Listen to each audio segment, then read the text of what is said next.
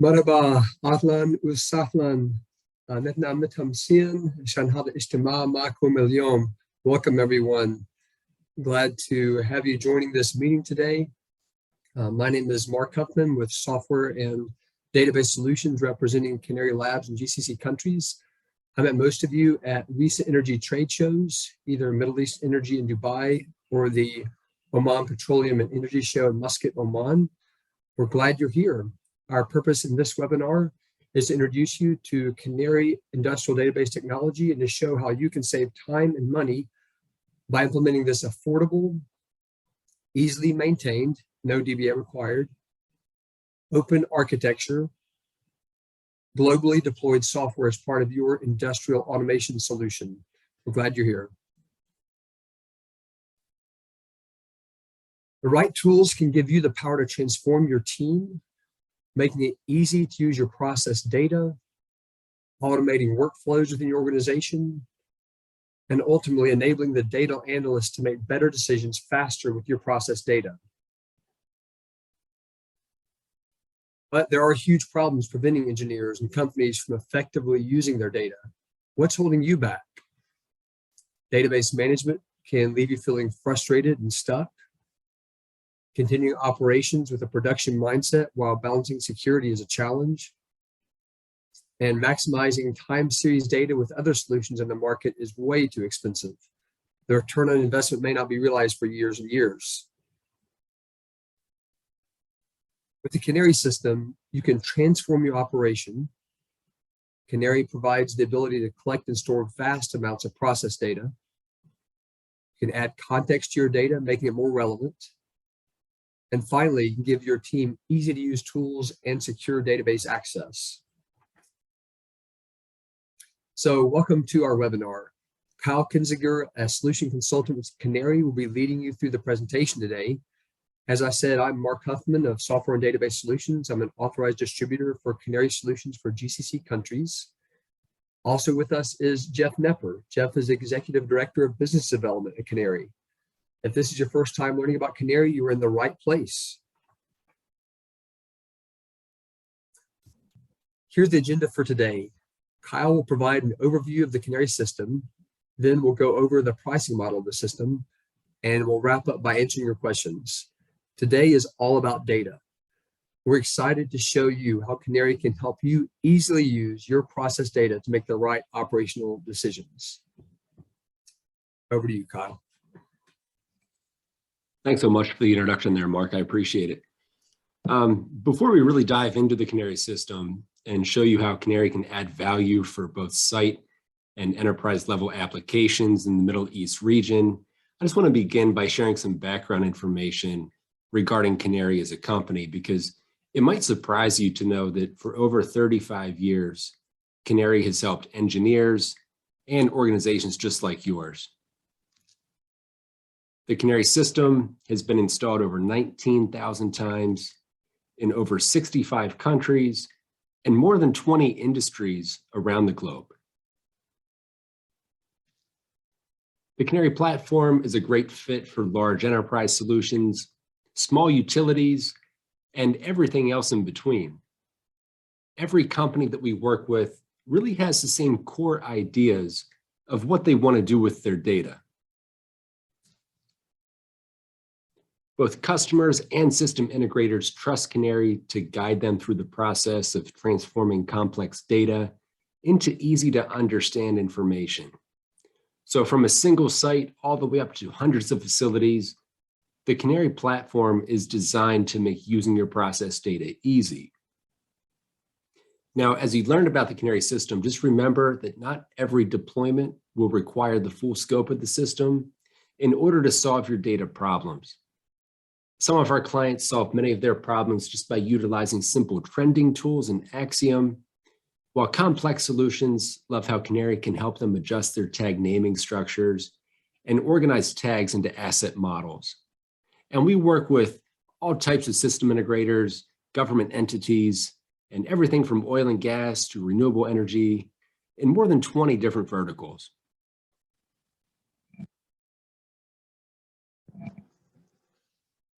Now, we guide our customers to success by following 3 simple steps.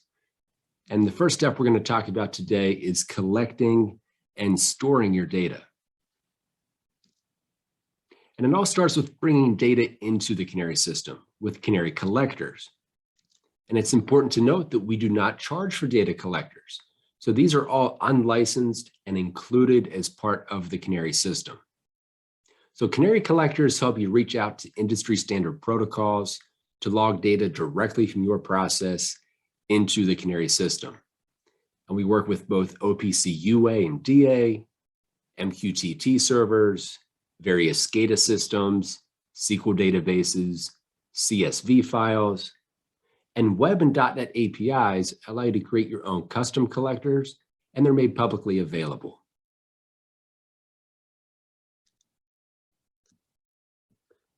Now we'll talk about our store and forward technology. So the Canary collector will be installed local to your OPC server or MQTT broker machine. And we also install a sender service. Now the sender service will point across the network to the Canary historian, where it gets matched to a receiver service that's local to the historian. The data is configured with the Canary collector. The sender service pulls the data from the OPC server and then pushes it across the network to the receiver service. And the receiver service checks it into the historian and communicates to the sender that the message was received and written to the database. Now, if for any reason the network connection is not available, that's okay because all the data will be cached locally. And the admin is notified that you're no longer receiving data into the historian from that logging instance. Then when the network connection is available again, we will automatically backfill the data in real time. The system allows for dual logging and sending data from one sender to multiple receivers and historians. And when we talk about collecting and storing your data, it really all comes down to the database. And this is where the historian really shines. The Canary Historian is a NoSQL time series database specifically built for process data and industrial automation. The Canary Historian has been optimized for performance. And best of all, no database administration skills are required to maintain the historian. Plus, it's highly scalable. So whether you're tracking 100 tags or more than 2 million tags, it's the exact same software install. All that changes is the licensing. You can dual log and use the historian mirror service to mirror data from one historian to another. And no matter how large your system gets, the performance remains constant and will not degrade over time. You can achieve over 1.5 million writes per second, and you can read over 2.5 million reads per second out of the historian. Kyle, just a quick question on that aspect. Some of the customers really do have very large numbers of tags. Can you speak to what the maximum tag count is that Canary can support? Yeah, absolutely, Mark. That's a great question. Now, a single server can store more than 2 million tags, but because servers can also be clustered, there's really no limit to the maximum tag count. So it's very flexible in that regard. So here's an example of a couple systems just that I want to highlight that may resonate with some of our guests here today. So Canary does a lot in the oil and gas industry. And Murphy Oil is one great example. They have roughly 2.2 million tags. And Era Energy, located in California in the US, they're just under 2 million tags. So those are two examples of some of our customers in the oil and gas space with rather large systems. So I keep mentioning tags, but this is probably a good time to discuss what we consider a tag as it relates to Canary terminology. A tag's a single stream of time series data. It's also referred to as points or channels or items. And a tag consists of a TVQ, meaning a timestamp, value, and a quality. We also include metadata properties, and this could be anything from engineering units to high-low set points, These are all fully customizable data properties. So once all the data is written to the historian, it's important to start thinking about how we will compress it in order to keep our data footprint as small as possible. And Canary's developed a unique lossless compression algorithm with best-in-class performance and 3 times data compression. So because it's lossless, we are never interpolating data, never cutting data values. The unique raw values get stored in the historian every time.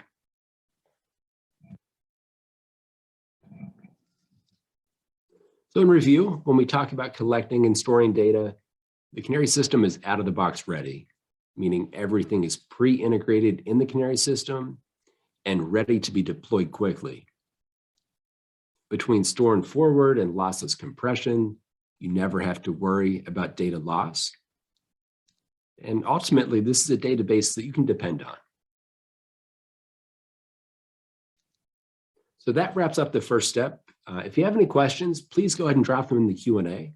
We've set aside some time at the end of the webinar to dive into your questions, but we don't have to wait until the end to address things in the chat. So if there's something on your mind, please let us know. Now, step number 2 is all about assigning context to your data. So a common problem that we see many companies face is something like this, where they have a piece of equipment, maybe a site or a SCADA system with a tag naming structure that's being followed and written into the historian. And then somewhere else in their organization, they've got another piece of equipment or a site or another SCADA system that's doing the same thing, but using a different set of tag names while also being stored in the historian. And normally this will not impact production. Operations will likely work just fine with different naming conventions, but it creates a problem when engineers are trying to generate reports on the data or trend the data, just trying to learn from their data because they must remember all these different tag naming structures. So imagine if you could leave the operation alone and not change your PLCs, not change the SCADA system, but unify that naming space so that for reporting purposes, all the tags follow one desired format. And that's exactly what you can do with the Canary system.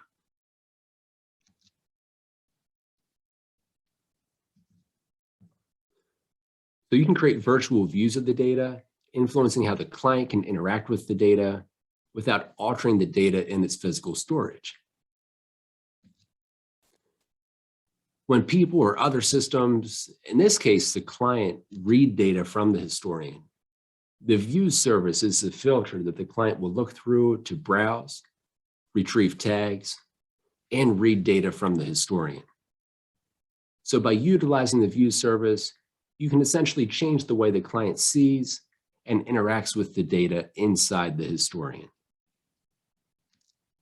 You can reshape and alias a tag format without changing the historical record. And if you create multiple views of the historical record, then it can offer very specific, security-based permissions to the client of how they see the data inside the historian. So does the client see the data through filter 1 or filter 2? Well, Canary has given the admin the power to control who can access the data based on the needs of the organization. And this is accomplished through security permissions or Active Directory login. And Virtual Views offers tremendous functionality. The login configurations to the views are fully customizable. So here's an example of how Virtual Views can assign context to your data. And in this example, we're using a bottling line, but remember, this can be applied to any industry or any vertical. So inside the historian, let's say you have these 10 pieces of I/O. We'll apply a virtual view, and now the client sees this unified naming space. Now I'm going to switch over to line number 2. The client will see the same format, but notice the tags retain their uniqueness. Check out that client view as I switch back to line number 1.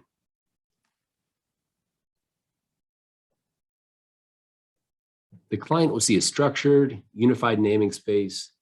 And remember, those PLCs or devices never needed to be touched or altered in any way. Okay, so how do you create these virtual views?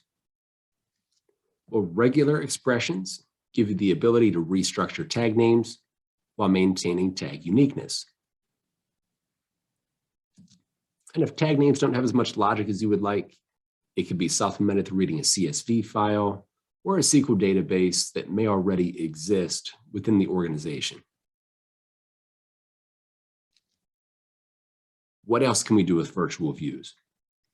Well, once tags have been restructured and a unified naming space has been established, you can create custom asset models to further empower your team.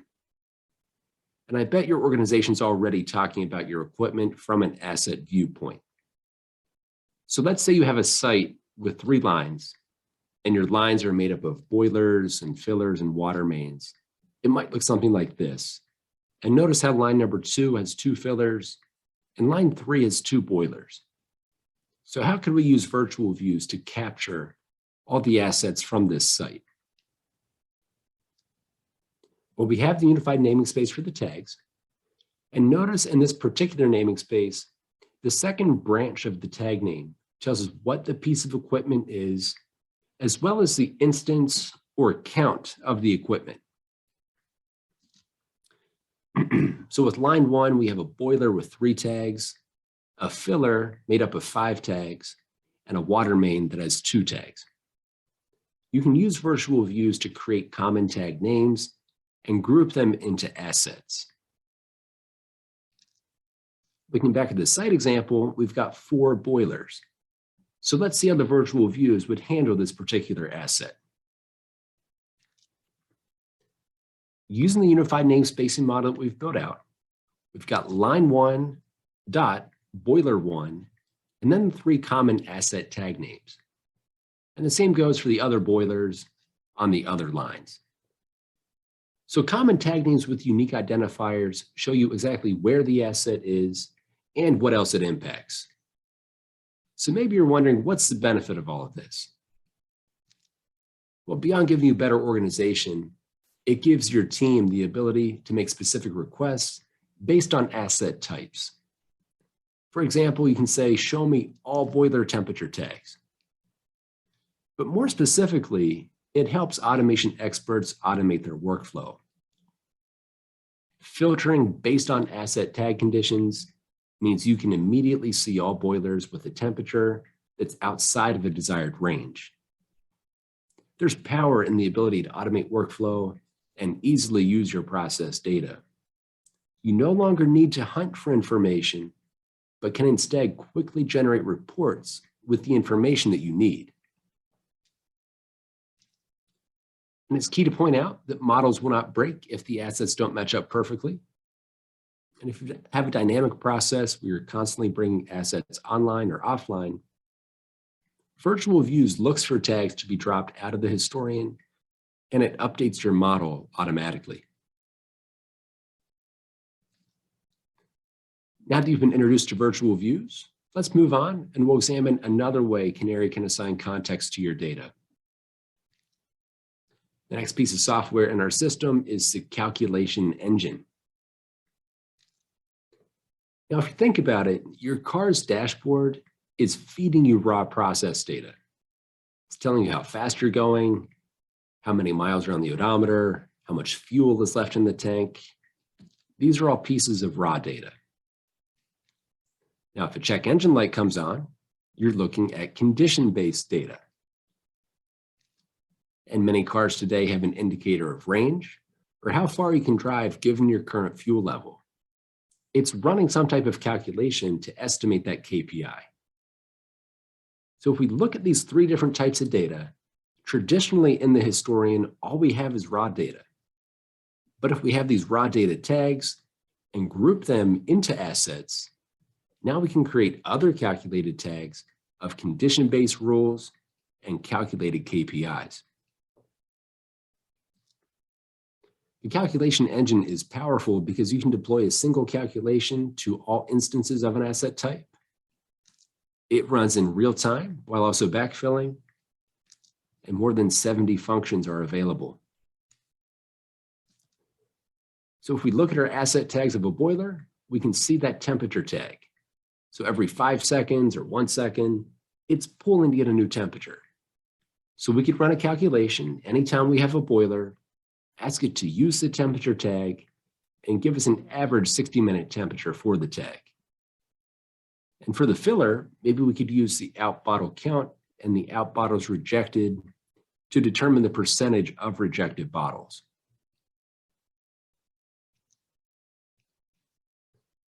Just like you can do condition-based tag calculations, you can also key off those calculations to monitor your asset health. You can create a series of logic or rules to determine whether an asset's in an alert state or not, and then do reporting and pull analytics based around the events. And event monitoring provides condition-based asset monitoring, reporting based on event performance, as well as analytics surrounding the event durations. Now, constructing a rule is the trigger for the event. So a simple rule would be to start the event if the level of a tank gets below 25% and the temperature of the liquid is above 80 degrees. And so we did this with simulation data, and what we got back is a list of instances of events within the conditions we've structured at various sites. So we get the source, the start and end time, the duration of the event, as well as analytic properties associated with the event. So that wraps up step number 2. Now we're going to focus our attention on maximizing your operation.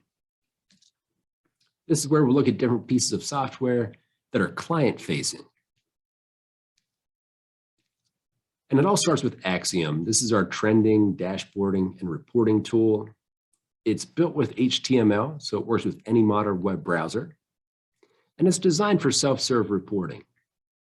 Axiom changes the traditional model of the client asking the SCADA team to produce a trend chart and makes it easy for the end user to produce their own trend charts. So here are a few examples of charts we've produced within Axiom. You see it can be anything from simple trending. There's also a drag and drop design feature, which makes building dashboards a breeze. And remember, because it's HTML based, Axiom is accessible from a cell phone or maybe a tablet out in the field. This Axiom screenshot shows you how you can monitor individual wells.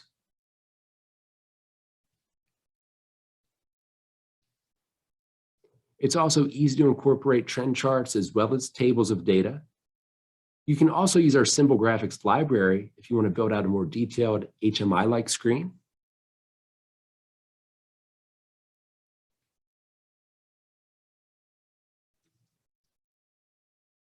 You also have the ability to add things like donut gauges or spark lines.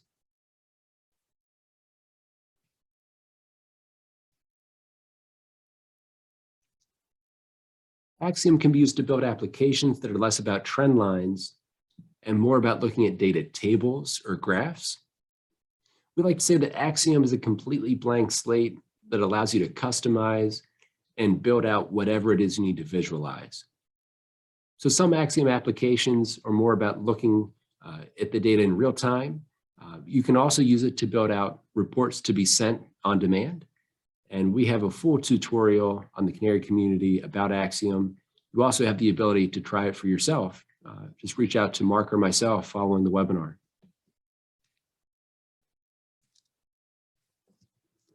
The Excel add-in is another great tool in the Canary system. We realize that many members of your team are already using Excel, and the add-in allows you to connect your Canary data to Excel. This helps quickly solve reporting needs and gets raw and aggregated process data out of the historian and back to your customers. It also gives you the ability to build event monitoring on the fly. This is an example of just how easy the Excel add-in is to use. Here's how you'll get a tag list. Drop those in column A. Click last value. And just like that, just a few clicks, only a few seconds, we have the last known value for more than 500 tags. The Canary system makes it easy to get data out of the historian and into other systems and pieces of software. That's where Canary connectors help. And these can include the ability to query historic data. And it's done in a variety of ways, including a .NET or a web API. We have an ODBC connector if you need to expose the historian in a SQL-like manner to make queries against the database, as well as through Axiom or the Excel add-in or various SCADA connectors. And other than the ODBC connector, which can be added for a small fee, we do not charge for data connectors. This way you can configure a deployment that's going to meet your needs without worrying about the impact to the bottom line. Canary connectors also apply to data in real time or on change. So that wraps up the 3 steps of how Canary can help you on your journey to digital transformation. I know we covered a lot of ground in a short period of time, so I just want to recap. When I talk about the Canary system, it includes everything we've discussed today. It's all prepackaged and integrated in the Canary system. And remember, our data collectors and querying or reading client tools are included. The only thing we license are the number of tags for the historian and concurrent user licenses for our client tools, which are the Excel add-in and Axiom. And we're very transparent with our pricing. So if you visit our website, you can use a pricing calculator to build out system needs and see your pricing options immediately. So this is an example of a base solution that includes 100 tags and 1 concurrent client license. The upfront purchase price is $4,000 US, or you can subscribe for $135 per month. Tags are priced at just $1.50 per tag. This is an example of a 5,000 tag system with 3 clients. And once your system hits 40,000 tags, you've unlocked an unlimited tag count, and your system can grow without paying for additional tags. Canary can also provide a quote for an enterprise license agreement upon request, and this would provide an unlimited number of Canary systems with all licensing restrictions removed. Getting started is easy. We offer free proof of concepts. Once you've tested the Canary system, you can rest assured knowing its price is just a fraction of other solutions on the market. And when it comes to training and deployment of the system, we offer free support for 1 year after purchase. This way you can feel comfortable training your team and deploying the system with success. We want our end users to be confident and knowing they're getting the most out of the Canary system. And the same goes for Canary partners. We offer a Canary partner program that if you're interested in learning more about that, again, please reach out to Mark or myself. There are some partner discounts involved as well as free training and support. Again, we want our partners to feel empowered and confident in deploying the Canary system. So I want to thank you for your time and attention today. At this point, we'll open it up to your questions. So feel free to use those Zoom features and drop any questions you have in the chat or the Q&A box. Mark, can you think of anything that I missed in the course of the presentation? Thanks so much, Kyle. I think that was a great overview of the system. And I think to kick us off with a question, I think that comes to mind for some of the customers and system integrators out there. There are other data historians and SCADA solutions in the market. So maybe Kyle or Jeff, could you guys share how Canary Labs compares to some of the big names like Wonderware or Aviva Pi? Yeah, sure thing, Mark. So I think part of your question is part of my answer. SCADA/data historians in the market. Most data historians that are available to customers are tied very tightly into a SCADA system. Look at Wonderware, look at Honeywell PhD, now look at Aviva Pi, right? OSIsoft is no longer independent. Canary has worked hard to stay completely agnostic from SCADA systems. That way, you're getting optimal performance, not tied into your actual SCADA solution. It makes it easier for Canary to be a bridge between multiple SCADA solutions or allow you to decouple from your SCADA solution, allowing you the flexibility to change that out over time. A second point would be that Canary works the exact same on edge, on site, on enterprise, or in the cloud. We don't offer two tiers of our product. So the product is engineered to be extremely flexible and adaptable to your needs. You don't have to license it differently to be able to power your entire operation. And at the same time, you get the same performance that an enterprise level historian provides at the edge. Thirdly, Mark, our business model, as Kyle just reviewed, I think will stand out to most that are familiar with the pricing model that's traditionally associated with historians as being quite unique. The fact that we don't charge licensing at all for data collection, that we aren't charging licensing for data feeds coming out of the historian. We've standardized on open protocols so that you can use our proprietary technology in as open and as free of a format as possible. Thanks, Jeff. I appreciate that overview of the distinctions. Okay, well, just want to thank everyone for joining the webinar today. Appreciate your time and appreciate your time, Kyle and Jeff, for providing the in-depth look at Canary. It'd be my pleasure to reach out to each of you participants with a follow-up email, and happy to pursue any interest you have or answer any questions you have. Thanks so much for your time today. Thank you, guys. Thank you. All right. Bye-bye.